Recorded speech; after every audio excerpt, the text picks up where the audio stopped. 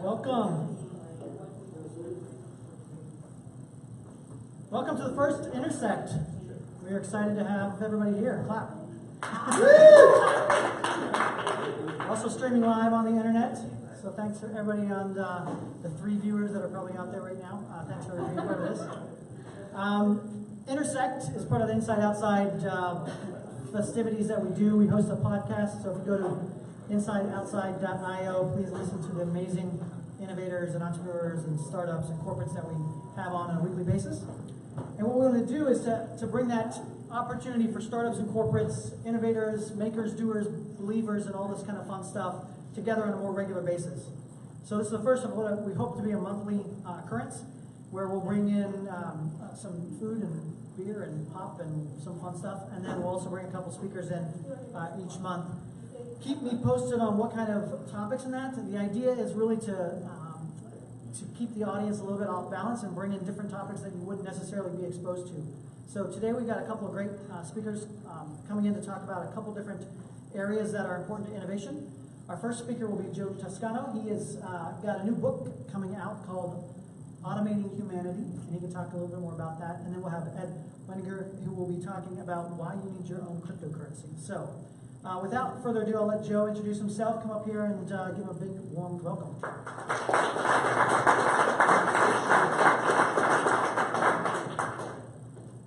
going on, everyone? Thanks for having me here. We're going to get this hooked up and then we'll be going for a second.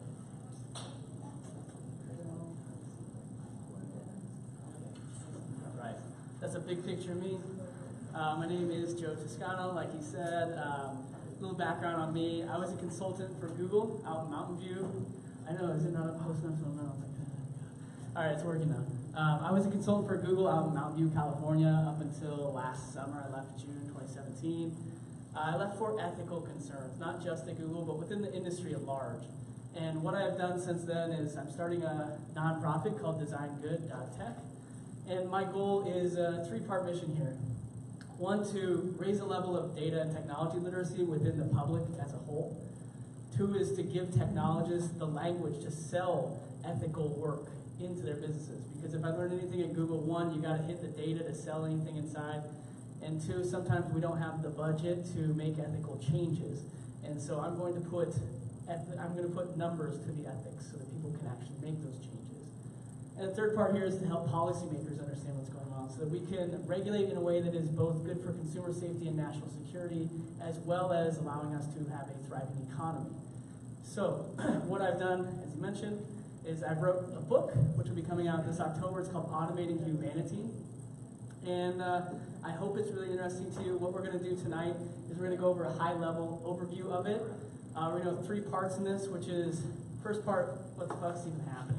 Right? Like, there's a lot of people who have no idea what's going on. You may have caught some wind, you may have read some articles. I'm going to give you an overview that is putting those mosaic pieces together. The second part is, well, where can it go and what's good about it? Because while there's a lot of fear-mongering out there, there's a lot of things to be concerned about, there's also a lot of great things coming from the valley, coming from technology. And actually an overwhelming amount is good. So we're going to talk about some of that stuff and where it can go. And then the 3rd part is we'll finish off with what kind of things should be regulated? What should be put into legislation versus what should be left to consumer demand? So I hope you enjoy it. Let's get going. Part 1, like I said, what the fuck is happening? First, we have a danger here, digital addictions, right? I think most of us have probably heard about some of that stuff going on. The impacts that are driven from these intentional design patterns, algorithmic changes, whatever that may be, to get us addicted to our devices, to drive attention in what is now the attention marketplace, is having a severe impact on us, both mentally and physically. From a physical perspective, we have postural deformities coming into play. Now this is, we got a little giggle. This is actually kind of the path we're headed though. Okay, when we're looking at our screens, we sit at a 60-degree angle. It feels like 60 pounds is hanging on our neck. And when that happens, our body sends calcium to those areas in order to help get rid of the inflammation. But if we don't make changes, it calcifies that. And over time, what doctors are seeing is we're seeing people overwhelmingly start to have these postural deformities. They're even starting to sell products to help correct them. I'm sure plenty of you have seen those things online. Next, we're seeing that people are getting less sleep because our devices, the blue light emitting from them, are actually teaching our mind that it's still daylight, suppressing the melatonin, not allowing us to sleep. A lot of people don't realize that's what's going on. We have a whole generation of insomniacs who actually, maybe it's just that you're looking at your device until way late in the night, right? And beyond that, with the social validation feedback loops these companies have used to create us into these addictions, we have people who they're losing purpose in life. These teenagers, right, this 8th through 12th graders, who do not find their life useful or do not enjoy their life is rising. This marker here is when the iPhone came out. This is once we had something connected to our hip 24/7 that we can be glued to, right? We have an increase in depressive symptoms and suicide rates throughout the country as well. So there is danger in this, right? There are problems to be addressed. Next is job loss. Some of us, we've all heard about killer machines coming to take over the world. I'm not necessarily concerned about that, but we definitely do have job loss coming, and at least a reframing of the market and retraining of people. Part of that is, like, for example, these are Amazon's warehouse robots, if you haven't seen those. The difference here, right, with human workers versus robot warehouse workers is that with robot workers, they think logistically versus us, who we think categorically. So to explain that a little more, we think peanut butter in the food section, brooms in the home section, right? But if the algorithm of Amazon's algorithm says, well, people buy peanut butter when they buy brooms, they can just put the brooms and the peanut butter right next to each other, and the warehouse robots just base it on coordinates, not categories, right? So it saves them millions of dollars over the years. And in terms of replacing humans, their workload is a lot more too. Next, we have robots. Robots that can open doors.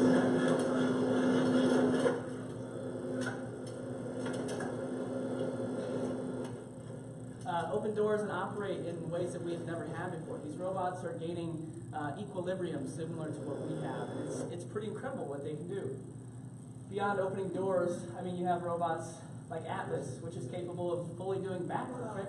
Most of us are not capable of doing a backflip. This is a machine that can stick a backflip like a gymnast.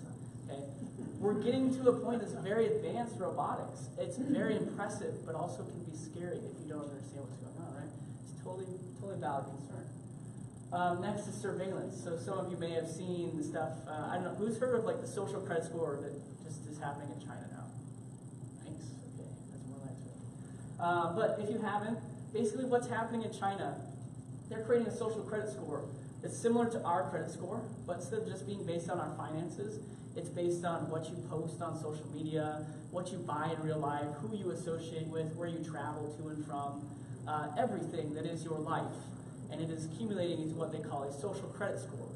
This will affect your ability to get on transportation. This will affect your ability to get into certain restaurants. It will change where your kids go to school, right? There are dramatic things here that people don't realize are going on. But if you think that we are that far off, you probably haven't thought through. We rate people on Yelp every day. We rate people on Uber everywhere. It is a public social score. It's just not into a contained absolute like China's, right? We have internet giants who are controlling our information. There's a lot of things that are very similar, just a bunch of switches that would need to be flipped in between. The thing is, if you think it's just Google, Facebook, whoever that has these data, it's actually a lot more. This is data from 2012 just to show you a scale of about the size of data in different areas, right?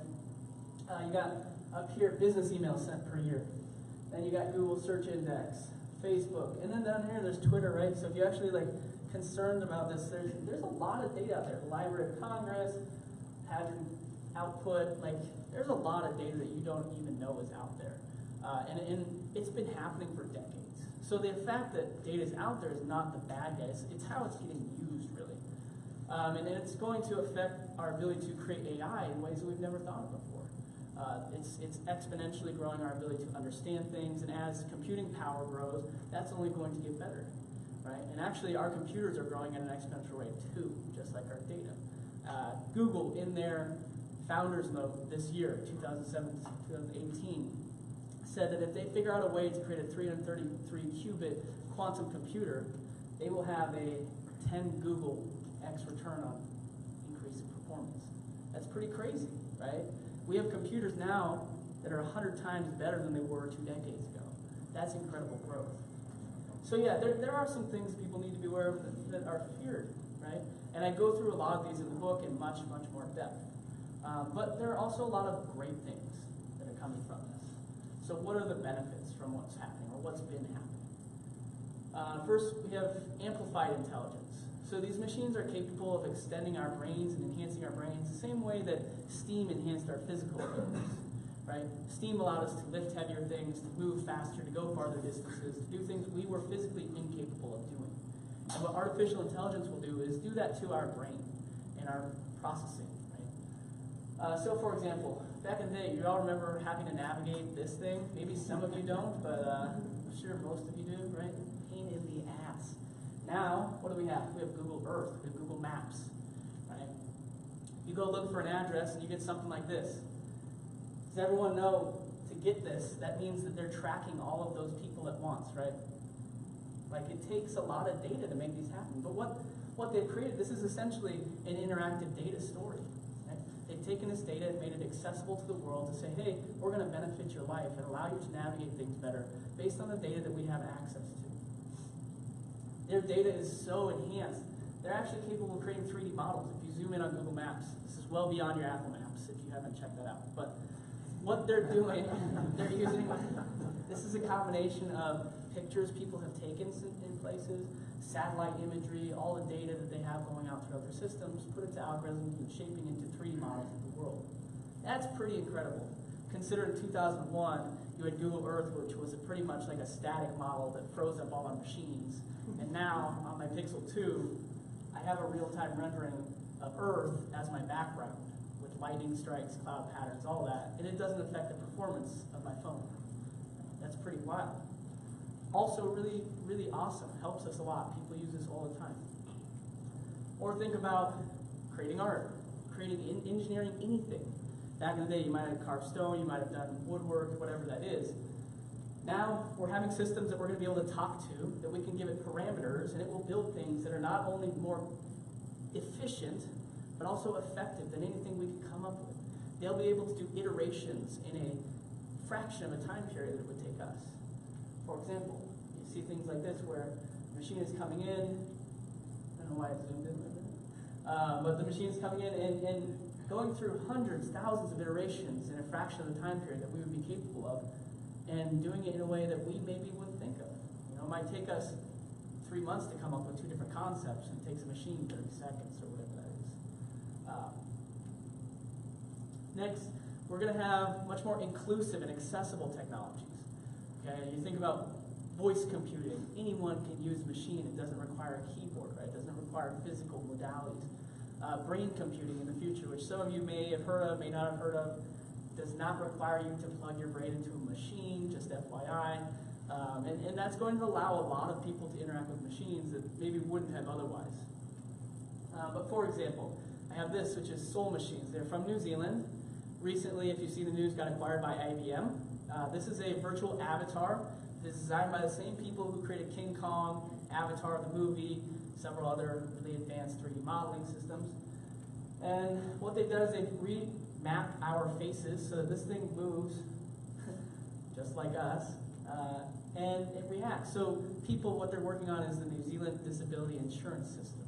And what they're doing is they're creating assistants that these people can then interact with, as opposed to holding a phone to their ear and having to navigate a telephone operator that is terrible. You can actually have an extension of what would be almost a human system. They use the camera up here in order to get their reactions, to see if they're angry, they're upset, maybe they fell asleep, maybe they have narcolepsy, right? Fell asleep and they paused the program instead of hanging up on them, things like that. So these systems can react to us instead of us having to learn their language and their system. And that's really great. There are a lot of benefits to it. Also, self-driving cars. Can I ask, how many of you are scared or who would not get in a self-driving car? Well, at least we got one. It's not good. So I'll tell you, this dot represents your lifetime driving experience. Okay, this is 60 years on the road, which will accumulate to somewhere around 800,000 miles in your lifetime. These dots represent Tesla's machine learning crowdsourced knowledge over 15 years. As these cars get as these companies get more cars on the road, their crowdsourced knowledge, just like Google Maps, which is crowdsourced knowledge, will only get exponentially better. Okay? You have Ford, who produces 6 million cars a year versus Tesla's maybe 100,000. Right? They have all the same sensors on their car. They've had them for years. They just are a big corporation, unlike Tesla, which is a startup. So it takes them years to roll it out. But every major car manufacturer has plans for a self-driving car by 2021. Okay? These cars will be better than us in many ways. You can see right here, a Tesla, which predicts an accident before the accident can happen, based on traffic patterns, based on different things that it can see that you can't see. Okay? I'm going to replay that. When you hear the beep, that's when the Tesla realizes there's going to be an accident. Okay?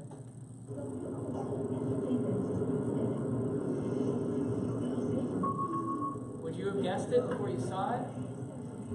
These cars are going to do some pretty incredible things for us. It's going to be an incredible thing for public safety. Right? On top of that, you have kids that don't want to drive anymore. Right? Back in the day, we had to have a car that was freedom. Right? Nowadays, they have an app. That's freedom. And with ride-sharing services, with self-driving cars that perpetuate themselves through city, it will be like running water to us. We won't need to own a car in order to get around and have independence.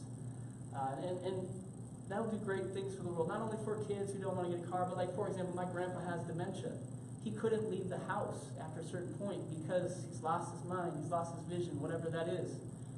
This will allow all of us, it's a more universal phase of mobility that will allow him, he can come see us on the weekends.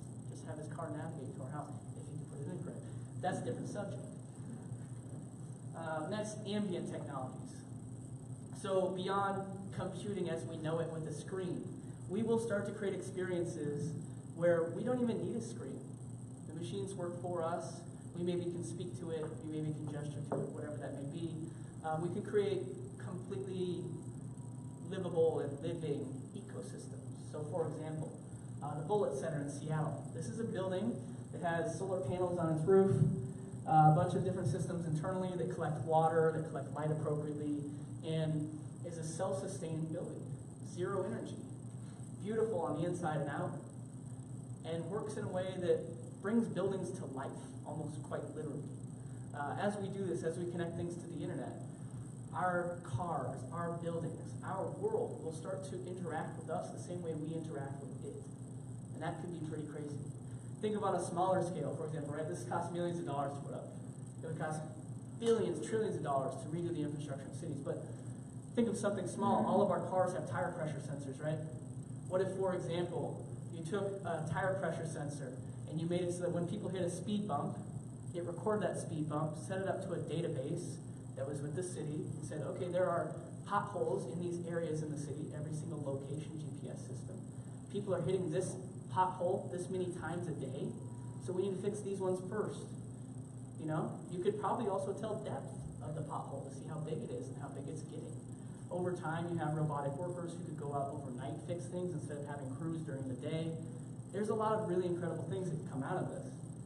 Same with the basics of trash cans here. This is a company called Big Belly Compost out of Boston. This looks like a normal trash can, but what's actually happening on the inside is that it is a trash compactor within it. It has a sensor that knows when it reaches a certain level of trash, and it has a solar panel to keep it working throughout the day. What this does for Boston is it makes it so that trash management people do not have to go to every single trash can every single day, or every time they pick up. Saves a lot of CO2 emissions, saves them time, saves them money. Also just creates a more eco-friendly system. These are just little things that no one ever really notices. You don't have to have this big epiphany, blue sky idea to really make an incredible impact on a city at scale.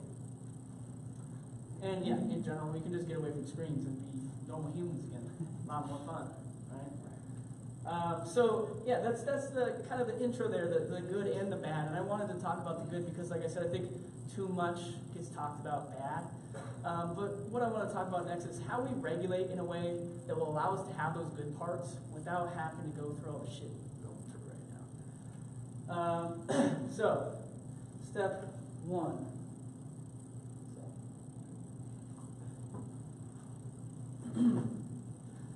Step one, recognize data monopolies. This is a really intangible concept that most people don't understand. And I don't blame them, right? We're in a new economy. A lot of regulators base their regulation based on the traditional fiscal market. And in this sense, most of these companies have lowered the fiscal cost to zero, right? So how many of you, just so I can get an idea, know antitrust law? Several. Didn't expect it, but that's awesome. Some of you do. There are three major pillars to antitrust law. One, which is keeping prices low. Two is allowing free trade. And three is not destroying competition. Those are the three major pillars. And typically, regulators will allow companies to slide as long as they're lowering price, because that's considered best for the consumer. Okay. First thing we need to recognize is that these companies are the largest empires in the history of the world, and they have grown faster than any of them. This black here represents the size of an empire. So you have the Roman Empire, Mongol, all the way through like Hinduism, Catholicism. Then you have Android and Facebook, and the gray is the length of time that these empires existed. Now everyone gets at me and they yell and they're like, "Well, you didn't put any gray for Android and Facebook." Actually, it did. It's just right there. Right? We have companies that have grown to twice the size of any empire in the history of the world in less than 20 years. It's crazy, right? Google runs 90+% of search traffic worldwide, 86% of operating systems worldwide. 2+ billion people track every single second of the day with maps. It can be intimidating, right? Same with Facebook. Lots of data. 2.1 billion users. Okay? So when we talk about antitrust law, like I said, there's three pillars. And the first one is lowering prices. This is where most people have their problems understanding what's going on. Okay?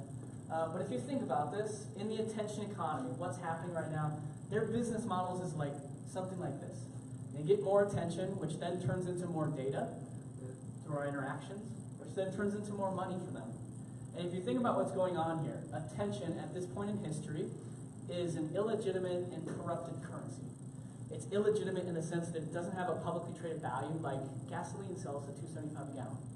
Or I can trade a $20 bill with any of you and it's still worth $20. Right? It's corrupted in the way that it is harming us, both psychologically and physically. Okay? So they've taken essentially what amounts to a dirty currency, washing it through a legitimate business model of data brokering and product creation, turning into a legitimate cash, which we typically call money laundering, right? And I'm not here to like point out a crime, but to say that what has happened is we've created a multi-trillion-dollar industry that is a black market that is being manipulated the same way the financial industry was in the early 2000s, right? So there's something that we need to analyze. There's something we need to look into here. If we dig deeper beyond that, what we'll see is when they create addictive systems that are meant to drive engagement, aka attentional cost, they are actively and intentionally price gouging in the attention marketplace. Right? So they've lowered the fiscal price to zero and are raising the attentional cost through the roof. That is price gouging in a new marketplace that they exist in. So there's checkbox number one. Number two, eliminating free trade. This is a little harder to see. If you know what you're looking for, it's not that hard, but it is pretty hard for regulators to understand. In the sense we can imagine, like, it's hard to share any post from Facebook to Twitter or Facebook to anywhere, right? That is intentional. That is what we call creating seamless digital ecosystems that are intentionally made to keep data within a platform. Right? Same can be said when Google said, "Oh, Amazon, you can't run YouTube on your Fire TV devices." Why? Well, you should go buy a Google Chromecast. Keep the data within our ecosystem, right? Same with Amazon not selling Nest products on Amazon anymore. Amazon said, "Oh, you want to find Nest products? Go to Google or go find it somewhere else. If you're on Amazon, buy our products because we want your data. We want it in our ecosystem." Right? This is rampant in the industry if you actually look into it a little bit. To most consumers, it seems petty because we're like, "Man, I just want to watch YouTube," you know. But like to these businesses, it is strategy and it happens all the time. Next is destroying competition. So this one, again, this one's a little easier to see than any other, but to actually prove it is tough for a lot of people. Okay? An example we can see, though, is with Google Home and Amazon Alexa. Last summer, there was a test run, 3,000 questions on both these platforms, and what they found was that Google Home outperformed Alexa by 6 times, despite the fact that Alexa owned 70% of the market and had been around for 2 years longer. That's because Google has more data. a lot more data. They got 20 years of search results, maps, all that coming together. Okay. What has happened though is we've created a state of the market where 53% of startups in the Valley believe it is their goal to get acquired. Right? They don't think they stand a chance. In fact, only 16% think they stand a chance in an IPO. That is blatant proof of destruction of competition. Their goal is to get acquired. These companies innovate through acquisition nowadays. So yeah, we need to start thinking about what is a data monopoly and how do we implement breaking these companies up. But something that most people don't realize when they're yelling about this is that breaking them up may be not like the absolute best option, right? There's a lot of benefits to having a seamless ecosystem in Google. So how do we actually do some of that? How do we break them up without divesting everything and having a splintered ecosystem? That's what we'll talk about. First, we need to understand how to make news trustworthy. How many of you saw Zuckerberg trials? Yeah, I watched it like a daytime soap opera. Some of you probably heard him say that, oh, we're going to hire 20,000 people to help us capture flag posts, right? How many of you think that's enough? Yeah, good, okay. So to give you an example here, right? You can think of those people responding to flag posts as like emergency workers, and what they're getting in their inbox looks a bit like this. It is terrible, okay? You consider that, for example, in New York, there are 15,000 emergency respondents set to respond to 9 million people. And even they struggle to respond to people. Because of a matter of space and time, we are only human, right? Zuckerberg said we're going to hire 20,000, 5,000 people more, to respond to 2.1 billion, right? 230 times the amount. So part of what we need to do to make news trustworthy is to get more information respondents into these systems. Not algorithms, right? They want to argue for algorithms because that's better for their bottom line. You don't have to hire more people. But we need more people, more experts trusting into this information. I don't cover all the topics here in depth, just so you know. In terms of like this chapter of Make News Trustworthy, there's a lot of other examples I have in terms of like talking about how we increase the bar for verification, how we make a scrutinizable experience where people can understand who they can trust and who they cannot, just have instead of like a subjective badge experience where Twitter said, oh, you deserve a verified badge, things like that. So I'll go into much more depth. If you have questions afterwards about this stuff, please feel free to ask. But yeah, hiring more information respondents, getting that more people into the system, I think is a huge key to making news more trustworthy.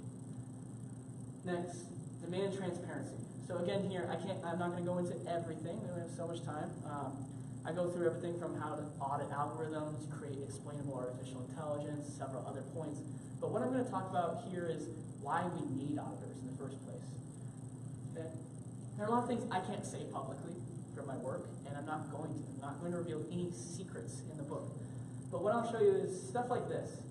So, for example, how many of you are data scientists in the room, or how many of you like have a background in data? Can you point out the flaw in this?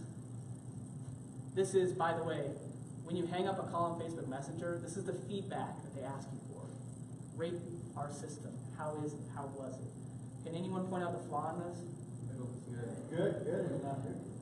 Good is what? Not good. How about the fact that 4 of the 5 are good? Yeah. So why is this a problem? First of all, they're skewing their data to provide them with data that says, yes, we are doing good, right? When you go to the Supreme Court and they have to say, well, how do people enjoy it? Oh, well, at least 80% say it's fair or better, you know?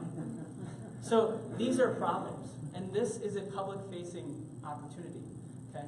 Now, the question needs to be asked is, if this is public-facing, what were the questions that were asked internally that led to this being public, right? This is why we need auditors in these algorithms. This is why we need data auditors in the systems and design auditors to audit the design patterns. These companies are not necessarily evil, but capital does things to people, especially at a scale of billions or trillions of dollars. And we need independent auditors to make sure that there is a matter of public safety. Next, define privacy. So privacy on the internet is just like a ghost. It is so elusive, it is so widespread, nobody wants to talk about it, and when they do, they think of ads. Right? First, most people don't actually care about ads that much. Some people like ads because it helps them find things that they forgot about. Touche. Okay? The thing is, privacy is not about ads. Privacy is about freedom. It's about allowing you to be a weirdo without having concern. It's about allowing you to have a dissenting opinion without consequence. There are a lot of reasons why we need privacy regulation. So in order to summarize this and to kind of give you like one paragraph to chew on that maybe sets this in, what I do is I compare this to, in the US, it is a federal offense to open someone's mail, right? That is a criminal breach of privacy that could land you in prison for 5 years. And what these companies are doing, you know, you can think of each piece of data, whether that's a photo, a video, a piece of text, as like a parcel of mail. What these companies are doing is they're opening all of our mail that goes through our system, copying it as many times as they want, putting it in a file cabinet with our name on it, and storing it, selling it to anyone who wants to pay for it. Oh, and you want access to that data? Well, it's their property. So, it's a little bit converse to what we do with mail, right? We need some changes on the internet. And I lay out a plan on how we can do that, why it's so important, what those important pieces are. Next, update consumer protection standards. So we have plenty of consumer protection standards for things in the physical world. We do not quite have that for the cyber world yet, the internet. But one thing, for example, this right here is a generic version of my Facebook timeline. In the industry, we call these wireframes. And what I want you to notice here, if you can notice it, because it's so anxiety-provoking, is the timestamps, for example, on these posts. And the sponsored posts. Can you see where the sponsored posts are? Because this is just a generic version of Facebook, right? How often do you actually get a piece, a card that comes up that is sponsored, and do you actually recognize it? Or is it just part of your feed? Right? These ads, these targeted posts, these all have become so ingrained in our system that we don't know the difference between us and what was given to us, fed to us. Right? That's dangerous.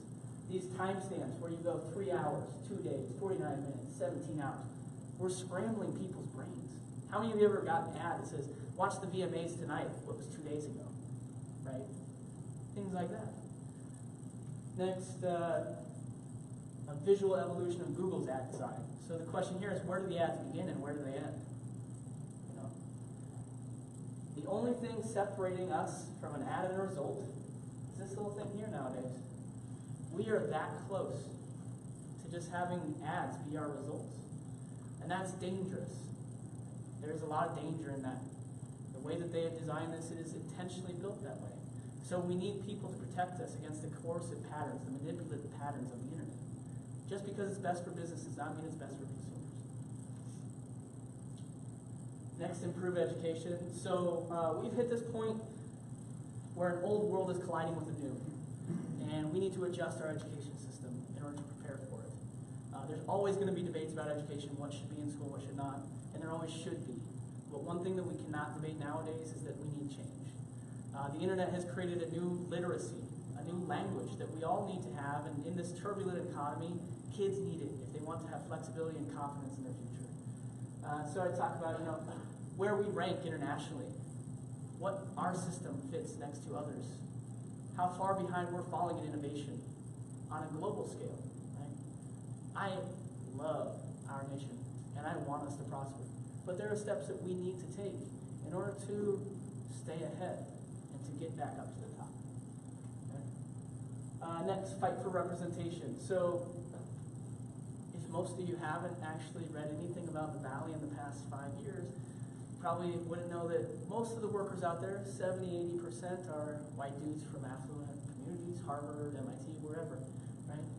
What they're doing is they're recreating ecosystems that are based on their lifestyle, and that's dangerous.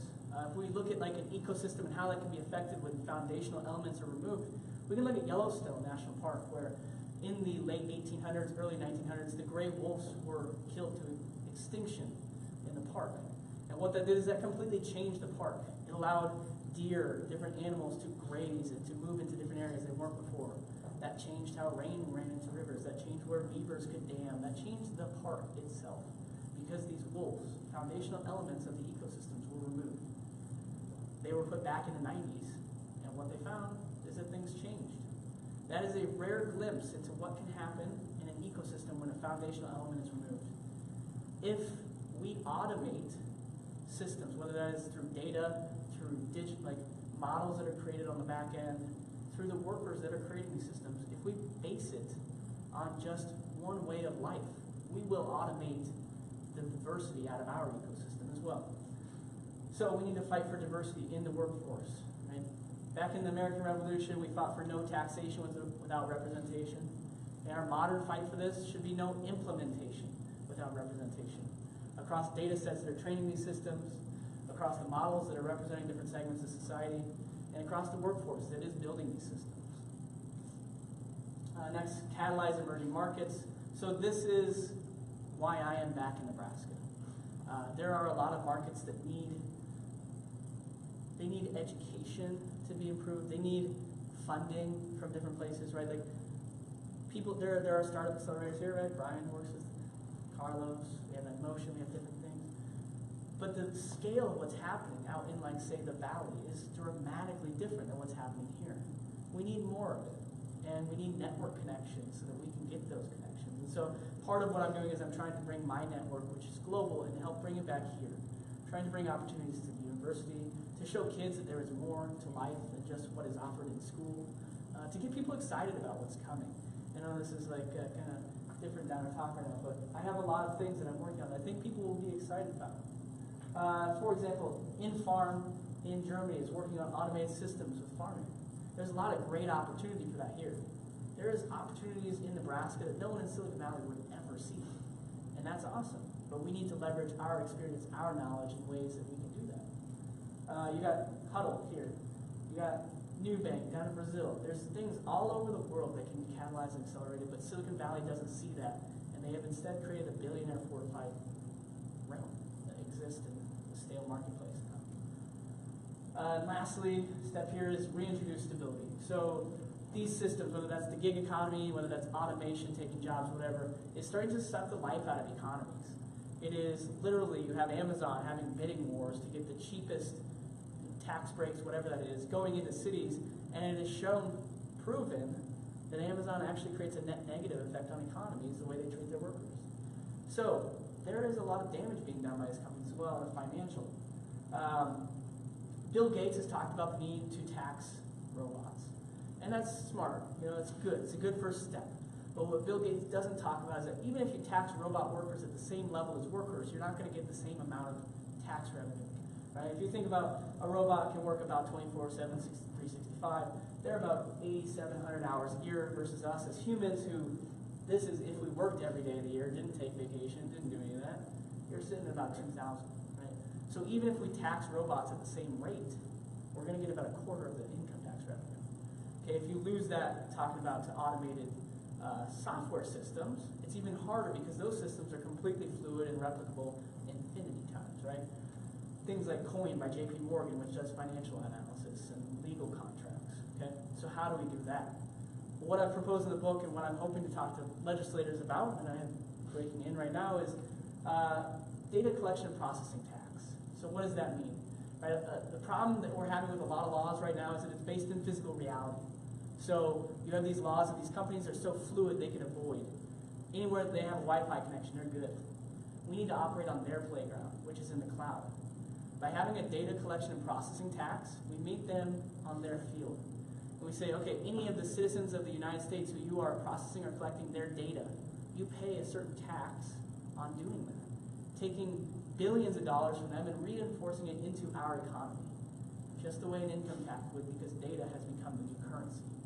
This would not only incentivize fair competition and sharing of data, right? Because monopolies that acquire more companies would then have to pay a higher tax. So it incentivizes them not to acquire everything on the planet.